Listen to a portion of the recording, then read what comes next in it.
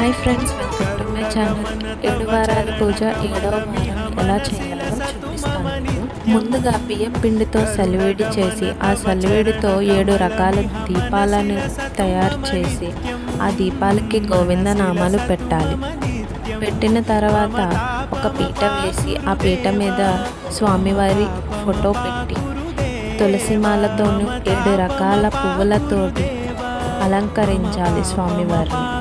ముందుగా తయారు చేసుకున్న 7 దీపాలను కూడా ఆ పీట మీద ఉంచాలి.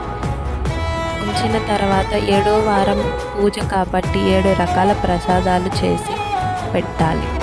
గోవిందనామాలు చదువుకొని కొబ్బరికాయ కొట్టేసుకుంటే అయిపోతుంది పూజ. లాస్ట్లో హారతి ఇస్తే కంప్లీట్ అయిపోతుంది.